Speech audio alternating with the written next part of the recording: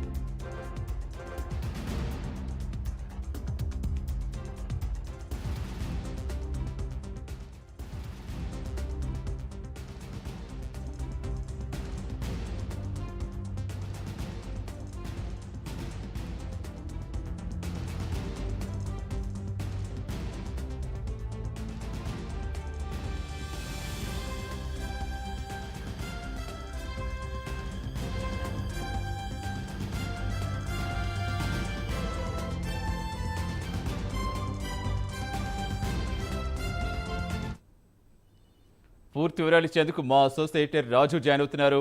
రాజు, already మనం గత కొన్ని రోజులుగా వరుస కథనాలు ప్రసారం చేస్తున్నాం. పెద్దిరెడ్డి అక్రమ ఆస్తుల చిట్టాకు సంబంధించి ప్రైమ్ 9 వరుస కథనాలు ప్రసారం ఇప్పటికే బాధితులు ఒక్కొక్కరికి బయటకు వస్తారని చెప్తున్నారు. తాజాగా ఎంతమంది బయటకు వచ్చారు? అసలు ఈ ఆధారాలు చూపించిన అధికారులు ఏమైనా స్పందించారు? అప్పుడు ఏం చెప్తున్నారు? అసలు అక్కడ బాధితులు ఏం చెప్తున్నారు, అధికారులు ఏమంటున్నారు?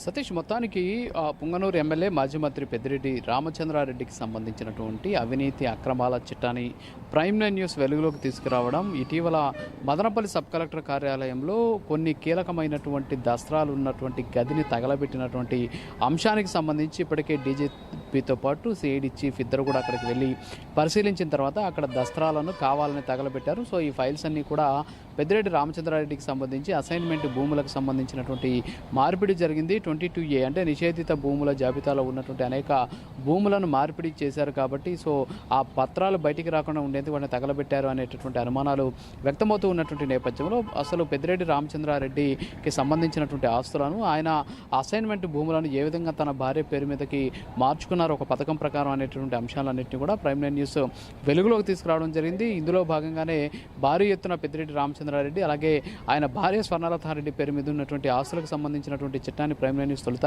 వెలుగులోకి తీసుకొచ్చినటువంటి పరిస్థితి. మరీ ముఖ్యంగా కొంతమంది పేదలకు భూములని చెప్పేసి వాళ్ళ పేరు మీద అసైన్మెంట్ పట్టాలు ఇవ్వడం, వాళ్ళ దగ్గర నుంచి 10వ పరక వాళ్ళ చేతిలో పెట్టుకొని ఆ భూములను తమ స్వాధీనం చేసుకొని దాన్ని ప్రభుత్వం ఇచ్చినటువంటి ఒక జీవో ద్వారా వాళ్ళు ఆ ఆస్తులన్నీ కూడా తమ పేరు మీద కూడా రాసుకున్నటువంటి పరిస్థితి. నిన్న 2 రోజుల నుంచి కూడా ప్రైమ్ 9 న్యూస్ ఈ అంశాలన్నీ కూడా వెలుగులోకి తీసుకొస్తూ ఉన్నటువంటి నేపథ్యంలో పెద్దిరెడ్డి బాధితులు ఒక్కొక్కరుగా బయటకు వస్తున్నారు. ప్రైమ్ 9 న్యూస్ను కూడా ఆశ్రయిస్తూ ఉన్నటువంటి పరిస్థితి. ఎందుకంటే తమకు సంబంధించినటువంటి భూములను పెద్దిరెడ్డితో పాటు ఆయన అనుచరులు చాలామంది కబ్జా చేశారు. అంతేకాకుండా తమ భూములు తమ పట్టాలు ఉన్నప్పటికీ కూడా ఆ పట్టాలను కనీసం పట్టించుకోకుండా ఆ భూములను వాళ్ళ పేరు మీదకి మార్చుకున్నారని చెప్పేసి కొంతమంది దళితులు ప్రైమ్ 9 న్యూస్ని ఆశ్రయించినటువంటి పరిస్థితి. దీంతోపాటు ప్రస్తుతానికి పెద్దిరెడ్డి రామచంద్రారెడ్డికి సంబంధించి అంశం ఏదైతే ఉందో దీని మీద ఆయనకి ఉచ్చు కూడా బిగుసుకుంటోంది. ఎందుకంటే ఎన్నికలకు సంబంధించినటువంటి అఫిడవిట్లో ఏదైతే 142 ఆస్తులకు సంబంధించినటువంటి వివరాలను ఆయన అందులో పొందుపరచలేదు. అందులో పెద్ద మొత్తంలో ఆయన భార్య స్వర్ణలత పేరు మీద ఉన్నటువంటి ఆస్తులు కావచ్చు, అంతేకాకుండా పెద్దిరెడ్డి రామచంద్రారెడ్డి పేరు మీద ఉన్నటువంటి ఆస్తులకు సంబంధించినటువంటి వివరాలను ఆయన అఫిడవిట్లో పొందుపరిచినటువంటి పరిస్థితి. అయితే అవి కానీ పొందుపరిచినట్లయితే అసైన్మెంట్ భూములను ఇంత పెద్ద మొత్తంలో కాజేశారనేటువంటి వివరాలు బయటకు వస్తాయనేటటువంటి ఉద్దేశంతో ఇది ఎప్పటికైనా సరే సమస్య తలెత్తుతుందనేటువంటి అనుమానంతో ఆయన ఆ వివరాలని అఫిడవిట్లో పొందుపరచకుండా మాయం చేసినటువంటి పరిస్థితి ఉంది. అయితే దాన్ని దాచిపెట్టినటువంటి నేపథ్యంలో ఇప్పుడు ఆయన అఫిడవిట్ని కానీ పరిశీలించినట్లయితే దాదాపు 142 ఆస్తులకు సంబంధించినటువంటి వివరాలను ఆయన అఫిడవిట్లో చెప్పనటువంటి పరిస్థితి. సో ఈ నేపథ్యంలో దీని మీద కూడా ఈసీ దృష్టి కేంద్రీకరించినటువంటి పరిస్థితి కనిపిస్తుంది. మరోపక్క మదనపల్లికి సంబంధించినటువంటి ఘటన ఏదైతే జరిగిందో అప్పటి నుంచి కూడా ఏదైతే ఈ భూములకు సంబంధించిన రికార్డులు ఉన్నటువంటి పొంగనూరు ఎంఆర్ఓ ఆఫీసుతో పాటు ఎస్పెషల్లీ సబ్ రిజిస్ట్రార్ కార్యాలయాలకు కూడా ముప్పు పొంచి ఉంది అనేటటువంటి అనుమానాలు కూడా అనేక మంది వ్యక్తం చేస్తూ ఉన్నటువంటి సిచ్యువేషన్ అయితే ఉంది. సో ప్రస్తుతానికి ఎమ్మెల్యేగా ఉన్నటువంటి పెద్దిరెడ్డి రామచంద్రారెడ్డి ఆస్తులను దాచిపెట్టి తప్పుడు అఫిడవిట్ సమర్పించినటువంటి నేపథ్యంలో అది ఎన్నికల నియమావళి కిందకి వస్తుంది కాబట్టి ఆయన శాసనసభ సభ్యత్వాన్ని రద్దు చేయాలి అనేటటువంటి ఆందోళన కూడా మొదలవుతూ ఉన్నటువంటి సిచ్యువేషన్ అయితే ఉంది. సో మొత్తానికి పెద్దిరెడ్డి రామచంద్రారెడ్డి అధికారంలో ఉన్నటువంటి సందర్భంలో భారీ ఎత్తున అధికారానికి దుర్వినియోగానికి పాల్పడి ప్రభుత్వ భూములను ఏ స్థాయిలో కాజేశారనేటువంటి వివరాలను ప్రైమ్ న్యూస్ వెలుగులోకి తీసుకొచ్చింది. అంతేకాకుండా పేదలకు దళితులకు ఇచ్చినటువంటి భూములను ఆయన అనుచరులు పెద్ద మొత్తంలో వాళ్ళని బెదిరించి భయపెట్టి అక్కడి నుంచి తరిమేసి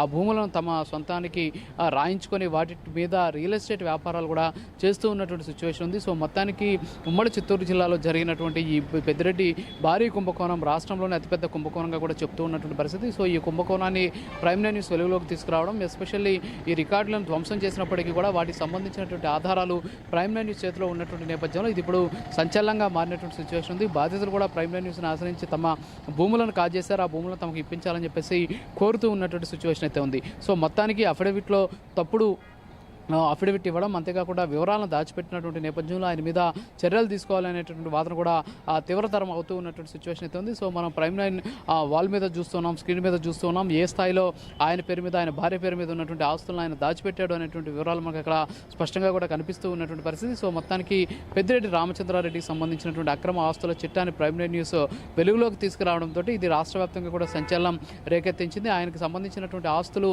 ఏ విధంగా ఆయన అసైన్మెంట్ ల్యాండ్ కొట్టేశారనే దాన్ని చూసినటువంటి ప్రతి ఒక్కరు కూడా నోరెళ్ళ పెట్టాల్సినటువంటి పరిస్థితి. సో దీని మీద కూడా శాసనసభలో చర్చించి పెద్దిరెడ్డి రామచంద్రారెడ్డి మీద చర్యలు తీసుకోవాలి అని చెప్పేసి ఆందోళన మొదలైనటువంటి పరిస్థితి కనిపిస్తుంది. అంటే రాజు, ప్రధానంగా మనం చూసుకుంటే ఆల్రెడీ సబ్ కలెక్టర్ కార్యాలయ దహనం కేసు సంబంధించి స్పెషల్ టీం వచ్చి అక్కడ అందరినీ విచారిస్తుంది, అక్కడ ఎంప్లాయీస్ అందరూ విచారిస్తుంది. మరోవైపు ఆల్రెడీ మన దగ్గర ప్రూఫ్ అనేది ఇప్పుడు లైవ్లో ఆటోమేటిక్ మన విజువల్స్లో కనిపిస్తుంది. మరోవైపు బాధితులు కూడా ఒక్కొక్కరిగా బయటకు వస్తున్న నేపథ్యంలో వారికి సంబంధించి ఆధారాలు కూడా ఉంటాయి. సో ఇవన్నీ కూడా పరిగణలోకి తీసుకుంటే అధికారులు ఇంకా ఎలాంటి వివరాలు సేకరిస్తున్నారు?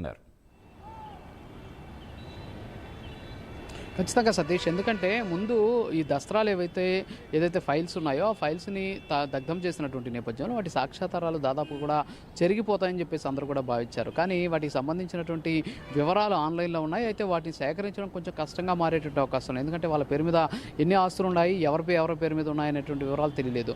అయితే ఇక్కడ ఆ ఫైళ్లను దగ్ధం చేయడం వెనక అసలు ఆ భూములు ఎక్కడి నుంచి వచ్చాయి, ఆ భూమి స్వభావం ఏంటి, ఏ భూమి ఏ విధంగా వీళ్ళకి సంక్రమించేటటువంటి సందర్భంలో ఆ భూమికి ఉన్నటువంటి లింక్ డాక్యుమెంట్స్ ఏంటి, నిజంగా అది అసైన్మెంట్ ల్యాండ్ అయితే అసైన్మెంట్ ల్యాండ్ని ఎవరికి అసైన్ చేశారు, అసైన్ చేయడానికి వెనుకున్నటువంటి కారణాలు ఏంటి, నిజంగా వాళ్ళు అసైన్డ్ భూములు కొనడానికి నిజంగా అర్హులా కాదా. సో ఈ వివరాలన్నీ కూడా ఆ ఫైల్స్లో ఉంటాయి. సో భూ స్వభావాన్ని తెలిపేటటువంటి పూర్వపు ఫైల్స్ అన్నీ కూడా దగ్ధం చేసినట్లయితే ఆ భూమి స్వభావం అనేది తెలియదు. ఇప్పుడు ఎవరి పేరు మీద ఉందో అది ప్రస్తుతానికి ఫోర్స్లో ఉంటుంది కాబట్టి ఇప్పుడు పెద్దిరెడ్డి రామచంద్రారెడ్డి భార్య స్వర్ణలత పేరు మీద ఉంది కాబట్టి సో ఇప్పటి నుంచి ఆ రికార్డులు చలామణిలోకి వస్తాయనేటటువంటి ఒక ఆలోచనతోటి ఇది చేసి ఉండవచ్చు అనేటటువంటి అనుమానాలు వ్యక్తమవుతూ ఉన్నటువంటి పరిస్థితి ఉంది.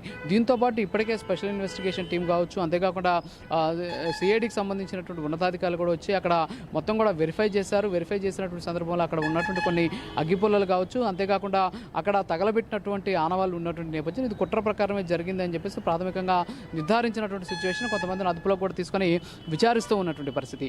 అయితే ఈ కీలకమైనటువంటి దస్త్రాన్ని తగలబెట్టినప్పటికీ కూడా వీటికి సంబంధించినటువంటి పూర్తి ఆధారాలు ప్రైమ్ నైన్ న్యూస్ దగ్గర ఉన్నాయి. మీరు చెప్పినట్టు ప్రైమ్ నైన్ స్క్రీన్ మీద ఈ ఆధారాలు కనిపిస్తున్నాయి. అంతేకాకుండా నిన్న కూడా మనం ఈ వివరాలన్నింటినీ కూడా అనేక వివరాలను మనం వెలుగులోకి తీసుకొచ్చినటువంటి ఆ పరిస్థితి ఉంది. సో అందులో ఏ సర్వే నెంబర్లు, ఏ ఖాతా నెంబర్లు, ఎంత భూమి ఎవరి పేరు మీద ఎలా సంక్రమించింది అనేటువంటి వివరాలను కూడా మనం సేకరించాము. సో ఈ విస్తృతమైనటువంటి ఆధారాలు ఖచ్చితంగా ఇది ఇన్వెస్టిగేషన్కి పనికొస్తుందని చెప్పేసి ఇన్వెస్టిగేషన్ అధికారులు కూడా చెబుతూ ఉన్నటువంటి పరిస్థితి. అయితే ఇక్కడ భూ స్వభావాన్ని తెలిపేటటువంటి దస్త్రాలు దగ్ధం చేసినటువంటి నేపథ్యంలో ఆ భూమికి సంబంధించి గతంలో ఎవరు అనుభవించారు, అంతేకాకుండా అది వాళ్ళకి ఎలా సంక్రమించింది అనేటువంటి వివరాలు తెలియలేవు. సో దీనివల్ల కాస్త కష్టతరంగా మారేటటువంటి అవకాశం ఉన్నాయి.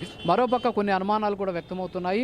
కేవలం ఆర్డీఓ ఆఫీసే కాదు, అక్కడ ఉన్నటువంటి తహసీల్దార్ కార్యాలయంతో పాటు ఎస్పెషల్లీ సబ్ రిజిస్ట్రార్ కార్యాలయంలో ఉన్నటువంటి రిజిస్ట్రేషన్ డాక్యుమెంట్లను కూడా తగలబెట్టాలి అనేటటువంటి ఆలోచనలో ఉంటారు అనేటటువంటి అనుమానాలు కూడా వ్యక్తమవుతూ ఉన్నటువంటి పరిస్థితి. దీని మీద కూడా కొన్ని రాజకీయ పక్షాలు ఆందోళన వ్యక్తం చేస్తున్నాయి. ఎస్పెషల్లీ పొంగనూరులో ఉన్నటువంటి సబ్ రిజిస్ట్రార్ కార్యాలయంతో పాటు తహసీల్దార్ కార్యాలయం దగ్గర కూడా పెద్ద ఎత్తున భద్రతను పెంచాలని చెప్పేసి వాళ్ళు కూడా డిమాండ్ చేస్తూ ఉన్నటువంటి సిచ్యువేషన్. సో ఏదైనప్పటికీ కూడా ప్రైమ్ నైన్ న్యూస్ వెలుగులోకి తీసుకొచ్చినటువంటి ఆధారాలతోటి ఒక రకంగా చెప్పాలంటే పెద్దిరెడ్డి వర్గంలో వణుకు మొదలైందని చెప్పుకోవచ్చు. ఎందుకంటే దాదాపుగా సాక్ష్యాలు లేకుండా పోయాయని అనుకుంటున్నటువంటి తరుణంలో వాటికి సంబంధించినటువంటి పూర్తి సాక్ష్యాధారాలను దాదాపు 146 ఆస్తులకు సంబంధించినటువంటి వివరాలతో పాటు ఆయన భార్య పేరు మీదకి ఇటీవల కాలంలో మార్పిడి అయినాయి. అంటే ఏ సంవత్సరం ఏ డేట్న అవి రిజిస్ట్రేషన్ అయినటువంటి వివరాలు కూడా మనం సేకరించాం. నిన్న మనం ఈ వివరాలను కూడా బయటపెట్టినటువంటి పరిస్థితి. ఏ ఖాతా నెంబరు, ఏ సర్వే నెంబరు, ఏ గ్రామ లెక్కల దాఖలా, అంతేకాకుండా